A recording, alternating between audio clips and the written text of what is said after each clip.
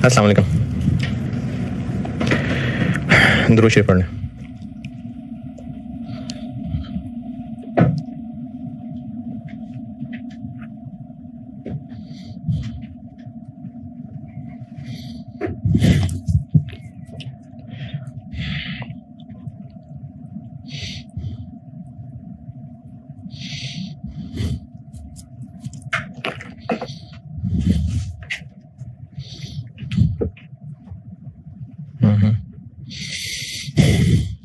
पास papers पे आए।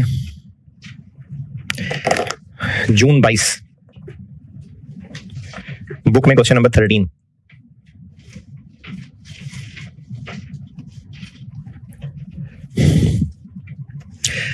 Twelve पहले किया था। 13 क्वेश्चन 13 जून 22 पेज अनलिमिटेड। 5-7 मिनट का सवाल है, कर दें आप, कर दें अभी। Page unlimited.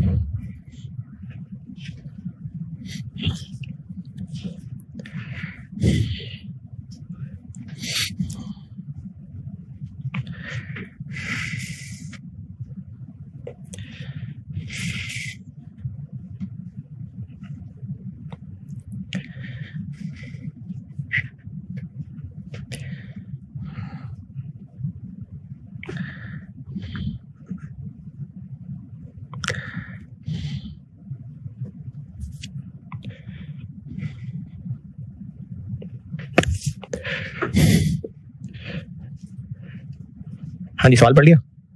इफेक्टिव रेट किधर है?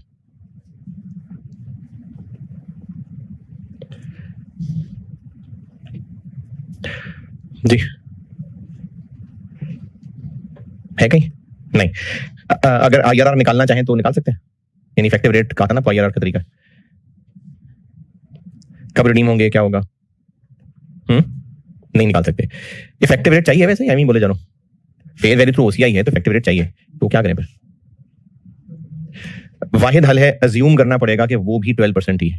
हाल दो के बनता नहीं है, लेकिन और सवाल में है ही नहीं डाटा, तो इफेक्टिव रेट आप 12% ही अज्यूम करेंगे। दूसरी बात, इनिशियली इंपेयरमेंट लॉस कौन सा वाला रिकॉर्ड करते हैं? 12 मंथ। ईयर एंड पे जाके क्या करते हैं? चेक करते हैं कि क्या क्रेडिट रिस्क सिग्निफिकेंटली बढ़ा है कि नहीं। तो इसके बारे में सवाल में कुछ कहा है, तो फिर क्या करें? तो फिर अज्यूम करेंगे नहीं बढ़ा और लाइफ टाइम को इग्नोर करके 12 मंथ पे ही चलेंगे। वैसे खामोशी है। अगर कोई अज्यूम करना चाहे कि हम अज्यूम कर रहे हैं कि क्रेडिट रिस्क बढ़ गया है, हाल दो कितनी अच्छी असम्पशन नहीं है, जब बढ़ा होता तो कह देता। तो इसलिए इसमें खामोशी है, तो 12 मंथ लॉसेस पे भी चल सकते हैं, लाइफ टाइम पे भी चल सकते हैं। 12 मंथ भी चल रहे क्योंकि कहा नहीं है कि क्रेडिट रिस्क बढ़ा है। चलिए, 2 बातें बतानी थी, आप करें बाकी। कल मैंने डबल एंट्रीज का सवाल कराया था, ये एक्स टैक्स का सवाल है, कर दें।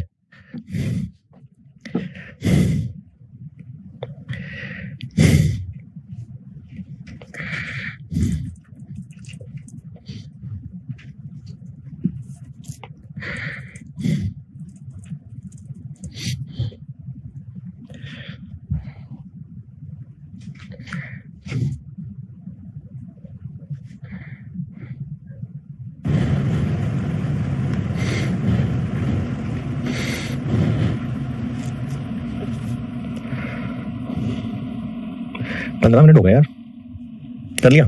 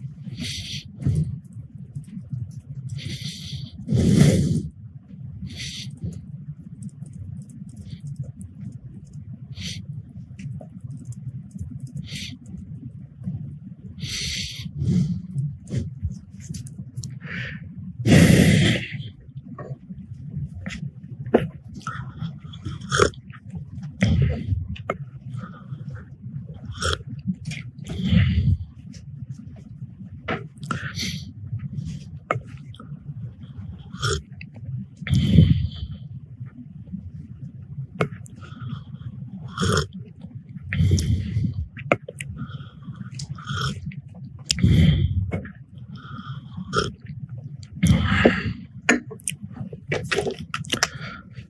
जी, चलें बस भाई ज्यादा देर हो गई। एक्सट्रैक्ट्स ऑफ इनकम स्टेटमेंट और एसओएफपी पूछे हो ना, तो अगर आप ज्यादा कंफर्टेबल एंट्रीज में हो तो आप बेशक रफ वर्किंग में एंट्रीज कर सकते हैं, क्योंकि जब एसओएफपी के एक्सट्रैक्ट्स बनाने होते हैं या इनकम स्टेटमेंट के बनाने होते हैं ना, तो कोई एक आधी चीज रह जाती है, खासतौर पे वो जो गेन या लॉस ऑन इनिशियल रिकग्निशन होता है ना, वो मिस हो जाता है। तो इसलिए अगर आप रफ वर्किंग में डबल एंट्रीज करके समझते हैं कि कंट्रोल रहेगा तो बेशक कर लिया करें। ईयर एंड पे एसओएफपी बताता हूं पहले, क्योंकि फेयर वैल्यू थ्रू ओसीआई है तो इन्वेस्टमेंट आनी है, इन्वेस्टमेंट इन डिवेंचर्स और फेयर वैल्यू रिजर्व आने हैं। और फेयर वैल्यू रिजर्व में दो चीजें हैं, एक वो फेयर वैल्यू रिजर्व की जो हम वर्किंग करते हैं वो है, और एक इंपेयरमेंट वाला। ये दोनों मिला के फेयर वैल्यू रिजर्व एसओएफपी में आने। एक तो ये एसओएफपी में फेयर वैल्यू रिजर्व वाला पॉइंट है। दूसरा, इन्वेस्टमेंट चूंकि फेयर वैल्यू थ्रू ओसीआई है तो बेशक अमॉर्टाइज्ड कॉस्ट की वर्किंग होती है, लेकिन एसओएफपी में फेयर वैल्यू ही आएगी। तो एसओएफपी की दो फेयर वैल्यूज और फेयर वैल्यू रिजर्व्स की फिगर में एतराज। इनकम स्टेटमेंट में इंटरेस्ट इनकम आएगी जो कि अमॉर्टाइज्ड कॉस्ट वाले टेबल से ही आएगी, और इंपेयरमेंट लॉस आएगा तो वो वर्किंग वन में बोल्ड करके ब्रैकेट के अंदर किया हुआ है, 12 मंथ लॉसेस पे ही चलाया हुआ है। अगर एंट्री करनी होती है ना एंट्री, तो 1 जनवरी वाले की भी एंट्री होती, 1 जनवरी 20, और 31 दिसंबर 20 की भी मजीद एंट्री होती, लेकिन है तो दोनों 2020 में ही ना। तो इसलिए एसओसीआई के अंदर यानी इनकम स्टेटमेंट के अंदर आप देखेंगे तो डायरेक्टली हमने ईयर एंड वाला ही फिगर लिखा है, 1 जनवरी वाले फिगर का कुछ भी नहीं किया है जी। 1 जनवरी वाले का करते अगर एंट्रीज करते, अब हमने एंट्रीज नहीं की तो हमने 1 जनवरी को भी इंपेयरमेंट लॉस रिकॉर्ड करके 31 दिसंबर 20 पे मजीद कर देना था, तो इसलिए हमने 31 दिसंबर 20 वाले ही को एक्सपेंस में दिखा दिया जी। क्या करिए आप, और आप बताएं इसमें जो पूछना है। चल ठीक है, ये हो गया इंपेयरमेंट लॉस के 12 मंथ और लाइफ टाइम लॉसेस। अब आते हैं चैप्टर में, आ जाइए पेज 12 पे। चैप्टर में पेज 12, चैप्टर में पेज 12 सिंप्लीफाइड अप्रोच। एक रिकैप दे देता हूं। इंपेयरमेंट लॉस की हमने काउंटिंग पढ़नी शुरू की थी। इंपेयरमेंट लॉस में एक चीज बताई थी, एक्सपेक्टेड क्रेडिट लॉस, जिसमें लॉस की अमाउंट से मल्टीप्लाई हुई होती है प्रोबेबिलिटी। किस बात की प्रोबेबिलिटी? कि वो वाकया हो जाएगा जिसकी वजह से तबाह बर्बाद होगी कंपनी। उस वाकये के पूरे रिमेनिंग लाइफ में होने के चांसेस से मल्टीप्लाई किया हो तो वो लाइफ टाइम एक्सपेक्टेड लॉसेस है, और अगर सिर्फ अगले 12 महीने के अंदर उसके चांसेस से मल्टीप्लाई किया हो तो 12 मंथ लॉसेस है। पहले दिन 12 मंथ लॉसेस की फिगर पे अकाउंटिंग होगी, और ईयर एंड पे जाके देखेंगे कि क्या क्रेडिट रिस्क मजीद सिग्निफिकेंटली बढ़ा है या नहीं। अगर बढ़ा है तो फिर लाइफ टाइम पे शिफ्ट करेंगे, वरना 12 मंथ पे ही रहेंगे। इमोर्टाइज कॉस्ट हो तो इंपेयरमेंट लॉस डेबिट और एक्यूमुलेटेड इंपेयरमेंट लॉस या लॉस अलाउंस क्रेडिट, और अगर फेयर वैल्यू थ्रू ओसीआई है तो इंपेयरमेंट लॉस तो डेबिट, लेकिन fair value reserve credit. Page 12 simplified approach. ये ना हमने अभी पढ़ना है आईएफआरएस 15 और लीजेस भी, ये दोनों पढ़नी है अभी चीजें। इन दोनों का नाम स्पेसिफिकली मेंशन्ड है,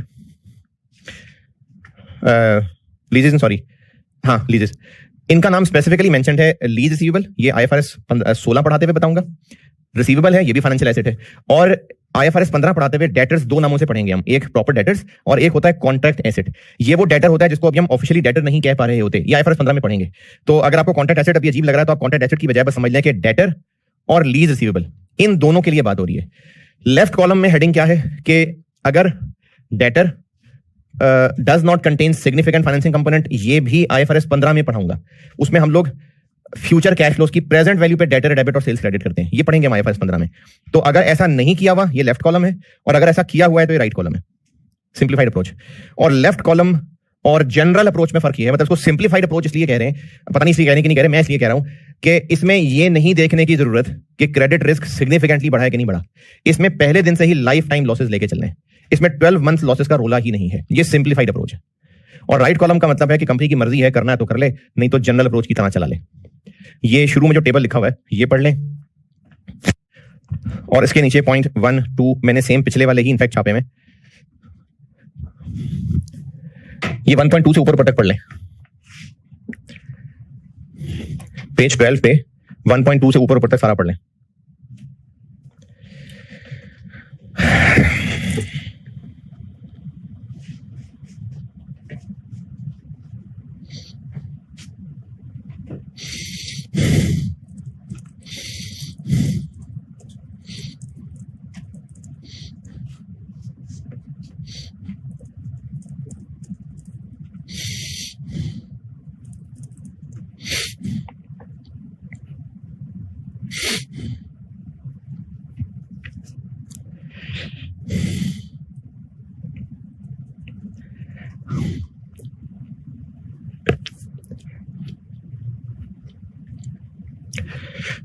हाँ जी, अच्छा यहाँ पर मैंने सिर्फ ये लॉस अलाउंस क्रेडिट वाली एंट्री क्यों लिखी हुई है, फेयर वैल्यू थ्रू ओसीआई वाली क्यों नहीं लिखी हुई?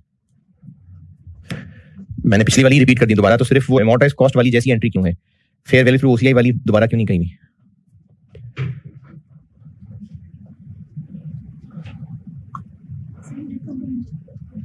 क्या मतलब डेट कंपनी है?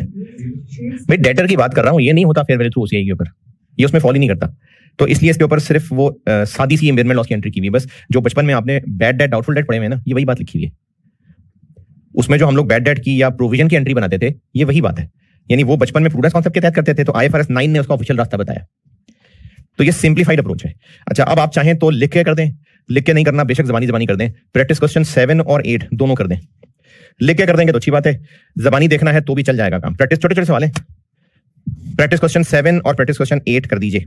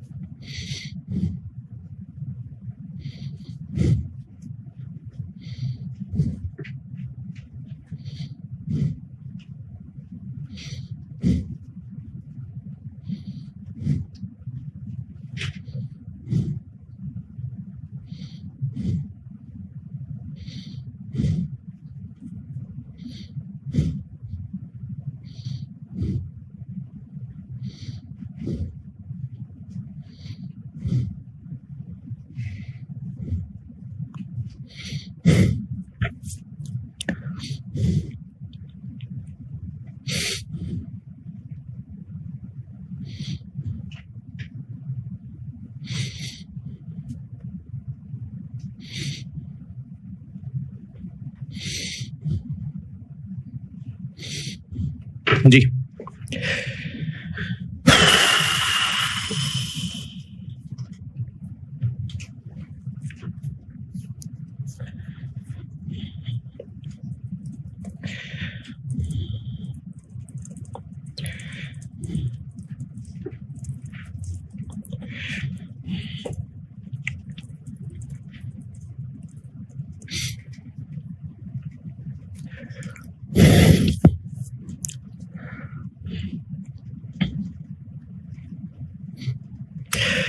चले ठीक है, मैं प्रैक्टिस क्वेश्चन 7 में 6% और 7% यूज करेंगे या 4 और 5?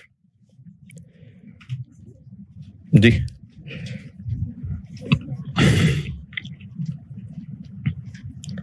लाइफ टाइम या 12 मंथ? क्यों? रेट तो सिग्निफिकेंट नहीं बढ़ा है, समझ नहीं आई? ये डेटर्स हैं तो सिंप्लीफाइड अप्रोच है। इसमें ये नहीं देखना कि क्रेडिट रिस्क सिग्निफिकेंटली बढ़ा है कि नहीं बढ़ा, इसमें चलानी ही लाइफ टाइम लॉसेज है। ये थी इसमें मेरी तरफ से बताने वाली बात। और आपने कैलकुलेशन में कुछ पूछना तो बताएं। और प्रैक्टिस क्वेश्चन 8 के अंदर ये बहुत छोटे छोटे आप लोग होते थे इंट्रो टू काउंटिंग, शायद तब इस तरह की आपने प्रोविजंस कैलकुलेट की हों, तो डेटर्स का ब्रेकअप बताया हुआ है और अकॉर्डिंगली कौन कौन सी परसेंटेज लगानी है वो बताई हुई है। तो उससे हमारे पास लॉस अलाउंस का क्लोजिंग बैलेंस निकलेगा और ओपनिंग माइनस करेंगे तो एंट्री की अमाउंट आ जाएगी। चले अब आप ऐसा करें कि प्रैक्टिस क्वेश्चन 5 पढ़ लें, मैं करता हूं बोर्ड पे, और बोर्ड पे करके फिर समझाता हूं कि ये क्रेडिट इंपेयर्ड क्या चीज है और करना क्या है। प्रैक्टिस क्वेश्चन 5 पढ़ लें, मैं करता हूं। और इस सवाल की रिक्वायरमेंट एक्सट्रैक्ट्स है, लेकिन मैं आपको ना एंट्रीज भी बता देता हूं।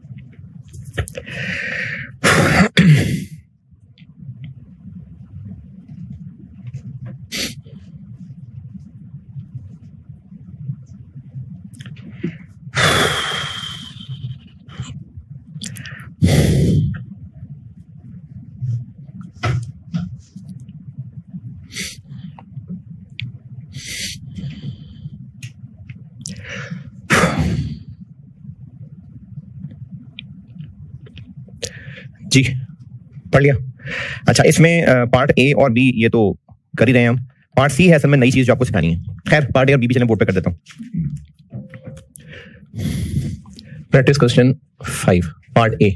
मैं एंट्रीज कर देता हूँ बोर्ड पे और एसओएफपी एसओसीआई के एक्सट्रैक्ट्स पूछे हैं, लेकिन मैं एंट्रीज भी कर देता हूँ। पहले पार्ट ए कर रहा हूँ। पार्ट ए क्या है? इनिशियल रिकग्निशन से क्रेडिट रिस्क सिग्निफिकेंटली इंक्रीज नहीं किया, यानी इसमें हम सवाल 12 मंथ लॉसेस पे ही चलाएंगे। तो 1 जनवरी 19 है, हाँ जी 450,000 के खरीदे और उनकी उस वक्त फेयर वैल्यू कितनी थी? कुछ नहीं कहा, तो बस उतनी ही होगी। कोई ट्रांजेक्शन कॉस्ट, तो इन्वेस्टमेंट डेबिट और कैश क्रेडिट 450,000। 1 जनवरी 19 इम्पेयरमेंट लॉस डेबिट और लॉस अलाउंस यानी जो एक्यूमुलेटेड इम्पेयरमेंट लॉस होता है वो क्रेडिट। अच्छा, अब इसमें ना एक एतराज आपको बिल्कुल हो सकता है कि एक्सपेक्टेड क्रेडिट लॉस तो मैंने कहा था कि जब प्रोबेबिलिटी से मल्टीप्लाई कर देंगे तो उस फिगर को एक्सपेक्टेड कहा था।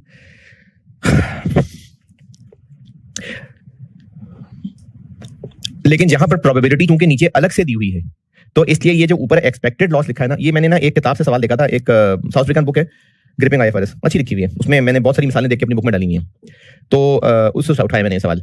तो एक्सपेक्टेड यहां पर वर्ड सिर्फ इसलिए लिखा हुआ है कि है तो हमारी सारी एस्टिमेशन ही ना, इसलिए वर्ड एक्सपेक्टेड है, वरना प्रोबेबिलिटी चूंकि नीचे दी हुई है तो वो हमने खुद पिक करना है कि कौन सी वाली प्रोबेबिलिटी से मल्टीप्लाई करना है।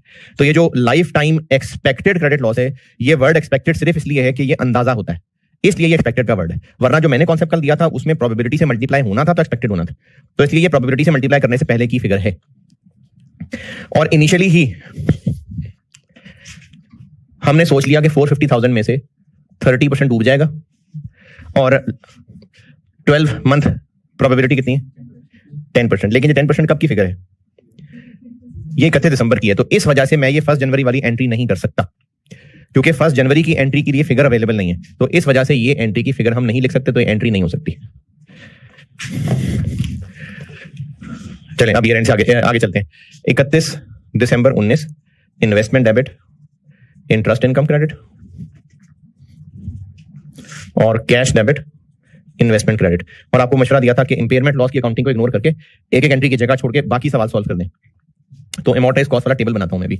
31 दिसंबर 19 इंपेयरमेंट की एंट्री, 31 दिसंबर 20 investment debit, interest income credit,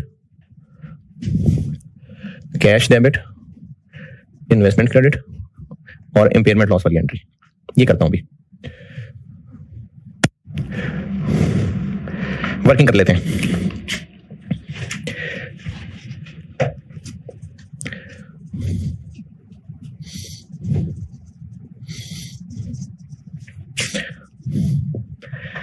starting point हो गया 450 और इफेक्टिव रेट लगाइए। इफेक्टिव रेट कितना है?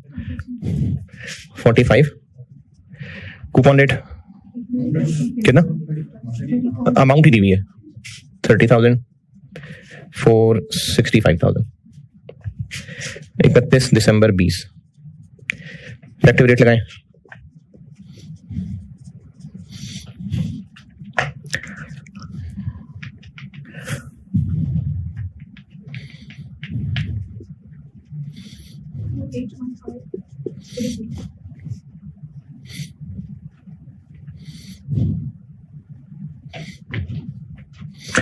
अच्छा वैसे तो मुझे पता जबानी कर सकते हैं, लेकिन पार्ट सी की वजह से मैं लॉस अलाउंस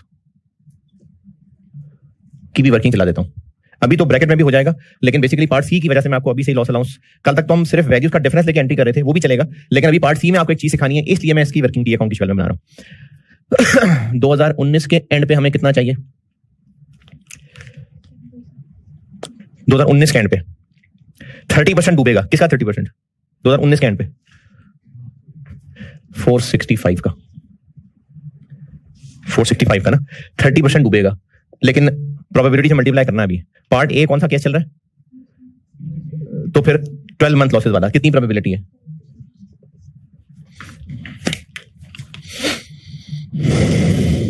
जी 3913950, और यही बन गया इंपेयरमेंट का लॉस। और 2020 में ये हो गया बीडी, और अब 2020 के एंड पे खड़े हैं, स्टिल 12 मंथ लॉसेस पे ही रहना है, लेकिन अब कितने पैसे डूबने की उम्मीद है? 35%, और 20 के एंड पे 12 मंथ लॉसेस वाली प्रोबेबिलिटी कितनी? 11%। 1538, तो एक्सपेंस आ गया 4588।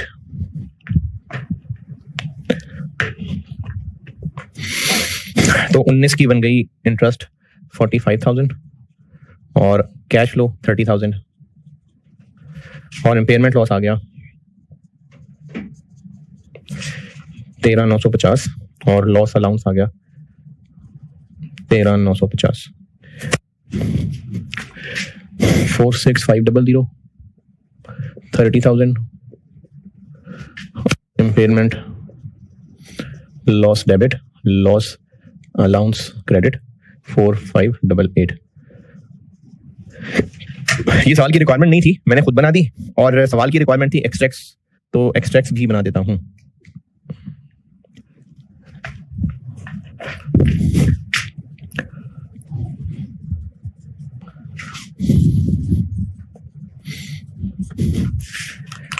इंटरेस्ट इनकम और impairment loss.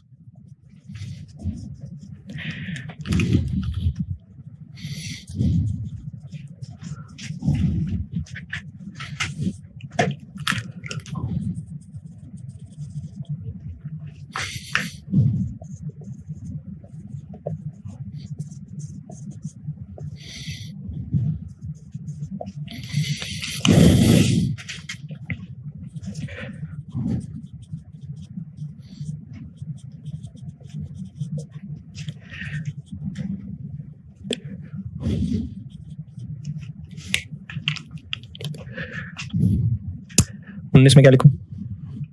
This minus this.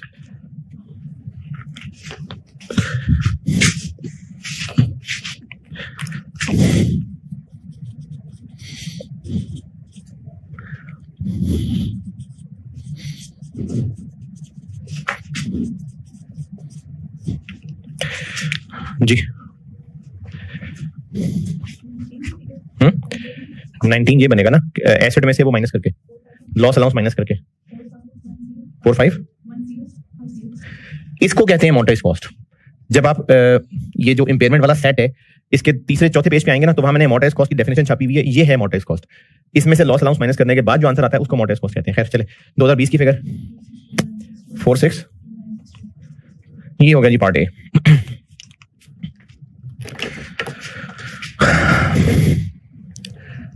Part B आप लिख के करें, फिर पार्ट सी मैं करता हूं।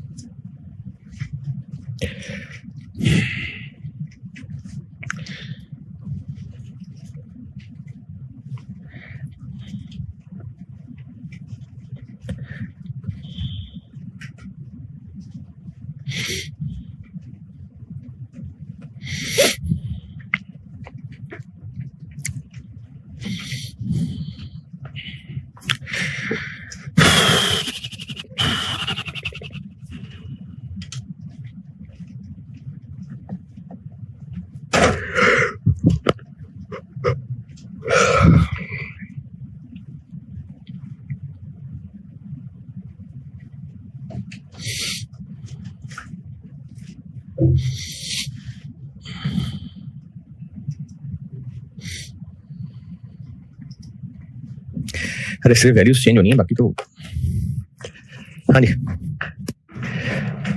अगर इसको पार्ट बी से करें,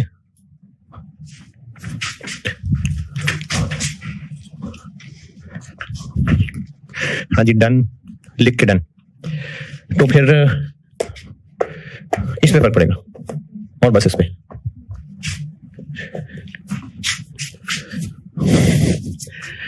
दो 2019 में हम लगा देंगे अब लाइफ टाइम लॉसेस की प्रोबेबिलिटी जी 12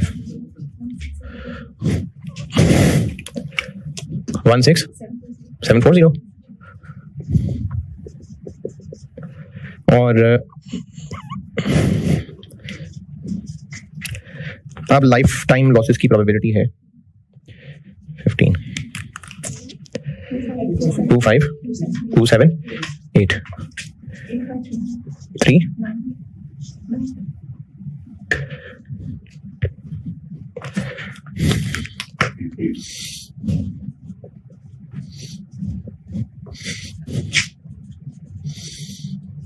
हाँ जी, यहां तक कोई इतराज? ये फिगर भी चेंज हो जाएगी और ये भी चेंज हो जाएगी। ये हो जाएगी 8538 और ये हो जाएगी 16740।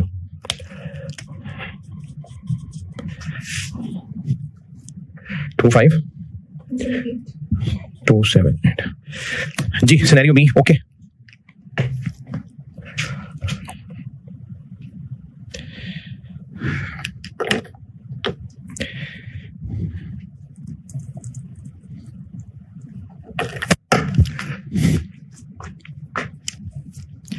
ठीक है, पार्ट बी डन। अच्छा, पार्ट सी जी। हाँ नहीं, ये मैंने शुरू में बात की थी, दोबारा कर देता हूं। ये जो life time expected credit loss लिखा हुआ है, LGD का मतलब होता है लॉस गिवन डिफॉल्ट, यानी कि अगर डिफॉल्ट हो गया तो लॉस क्या होगा, लॉस गिवन डिफॉल्ट। ये जो लिखा ना life time expected credit loss, ये मैंने भी शुरू में भी कहा था कि ये वर्ड एक्सपेक्टेड सिर्फ इसलिए आया हुआ है कि ये अंदाजन फिगर है, क्योंकि उसने नीचे अलग से प्रोबेबिलिटी दी हुई है और पार्ट ए और पार्ट बी में फर्क ही इसलिए बनाना है हमने कि किसमें कौन सी प्रोबेबिलिटी से मल्टीप्लाई करना है। तो जिसको मैंने कल टेक्निकली एक्सपेक्टेड लॉस कहा था वो ये वाला फिगर नहीं है, यहां पर एक्सपेक्टेड का वर्ड सिर्फ एस्टिमेटेड के लिए है।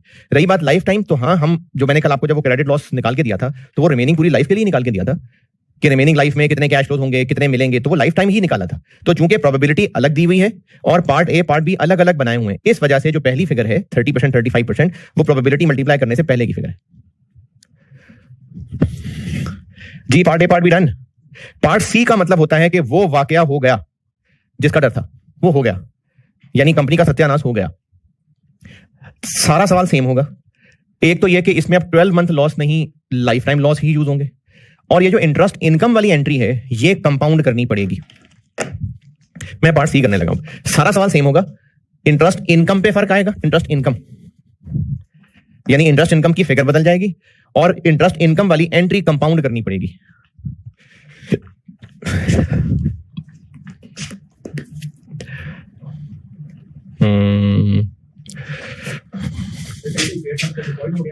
डिफॉल्ट हुआ नहीं है, नहीं, क्रेडिट इंपेयर्ड का मतलब डिफॉल्ट हो गया नहीं है। डिफॉल्ट हो जाता यानी बैड डेट राइट ऑफ हो जाता तो वही है जो बचपन में राइट ऑफ की एंट्री पढ़ के आए, राइट ऑफ वही है, ये भी राइट ऑफ नहीं है। क्रेडिट इंपेयर्ड का मतलब है कि वो वाकया हो गया जिसकी वजह से सत्यानाश होना था। अभी असल में सत्यानाश हुआ नहीं है, लेकिन वो वाकया हो गया हुआ है। हो सकता है कुछ हिस्से में सत्यानाश हो जाए, हो सकता है बहाल हो जाए, लेकिन वो वाकया हो गया हुआ है। राइट ऑफ वो है जो बैड डेट रिटर्न ऑफ होता था, वो राइट ऑफ अलग से, मेरा हाल छोटा सा पैराग्राफ मैंने आगे कहीं लिखा होगा, राइट ऑफ अलग चीज है। हमें डर था कि इनके खिलाफ कोई कस्टमर नाराज होकर केस कर देगा और फाइनली उसने केस कर दिया। अभी केस हुआ है, अभी कोर्ट का ऑर्डर नहीं आया कि बंद करो बिजनेस और निकलो यहां से, केस हो गया। 30 दिन का डिफॉल्ट हो गया, 30 दिन गुजर गए, डिफॉल्ट हो गया। आगे ना अभी मैं आपको ये सवाल सिखा दूं ना, फिर मैं कुछ पॉइंट्स पढ़ाता हूं। आइए इसमें कुछ एग्जांपल्स दी है क्रेडिट इंपेयर्ड होने की। अच्छा जी, पार्ट सी। अगर 31 दिसंबर 19 पे हमें पता लग गया कि क्रेडिट इंपेयर्ड हो गया, पार्ट सी की वर्डिंग क्या देखें, क्रेडिट इंपेयर्ड 31 दिसंबर 19 को क्रेडिट इंपेयर हो गया। तो अगर क्रेडिट इंपेयर हो गया ना, तो जिस साल के एंड पे खड़े हैं वहां से ऑनवर्ड चलना है, यानी 2019 ऐसे ही होगा, 19 में चेंज नहीं होगा, 19 ऐसे ही होगा, क्योंकि 31 दिसंबर 19 पे अगर क्रेडिट इंपेयर्ड साबित हुआ है तो 19 ऐसे ही रहेगा। 20 में चेंज आएगी जो आएगी। तो ये मैं 20 की एंट्रीज की जगह जरा साफ कर लूं, एक कंपाउंड एंट्री होगी। क्या हो रहा है, सवाल की रिक्वायरमेंट की वर्डिंग में लिखा हुआ, यानी 2019 और 20 दोनों पूछे हैं ना, तो ये क्योंकि सवाल की वर्डिंग खुद ही बनाई हुई है मैंने, तो चले मैं खुद अपने जज्बात ऐड कर देता हूं। वैसे तो मेरे ख्याल में अंग्रेजी में मैंने साफ लिखा ही हुआ है, if risk assessment on each year and shows. Requirement की वर्डिंग देखें ना, 2019 और 20 रिक्वायर्ड है, if risk assessment on each year and shows. तो 2019 में भी शो हो गया है कि क्रेडिट इंपेयर्ड है, तो 2019 ऐसे ही रहेगा, क्योंकि 2019 के एंड पे क्रेडिट इंपेयर्ड हुआ तो 19 तो गुजर गया हुआ है। अब इसकी वजह से 20 चेंज होगा, तो 20 में अब चेंज क्या आएगी, 20 में चेंज ही आएगी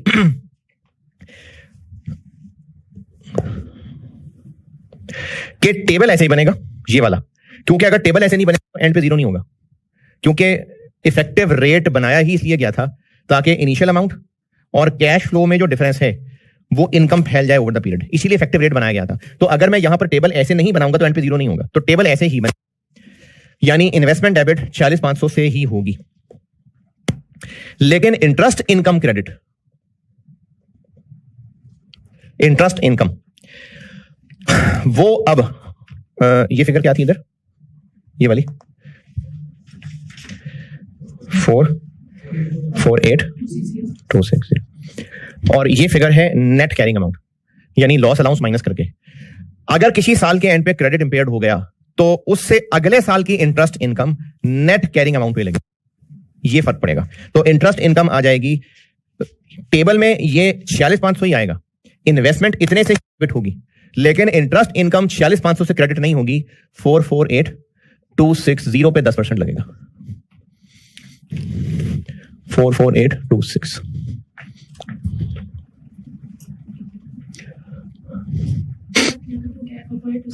नेट कैरिंग अमाउंट है ना, तो अगर क्रेडिट इंपेयर्ड हो गया तो अगले साल की interest income net carrying amount पे लगेगी।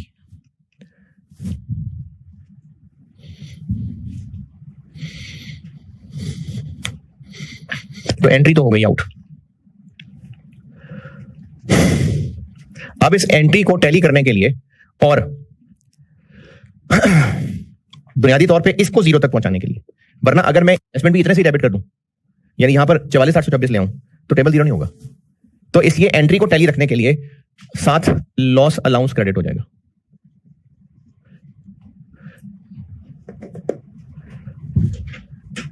वन सिक्स, ये हमें एक एडजस्ट डालनी पड़ेगी, ये 1674। सिर्फ इंटरेस्ट इनकम को कह लें कि आप नेट अमाउंट पे लगाया है, बाकी ये टेबल ऐसे ही बनेगा क्योंकि फिर एंड पे 0 नहीं होगा।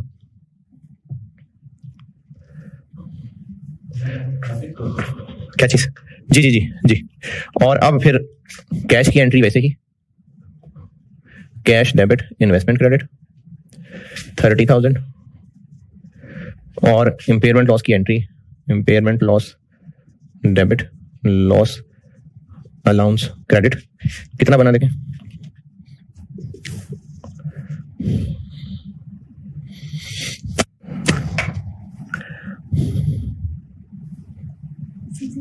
Six eight.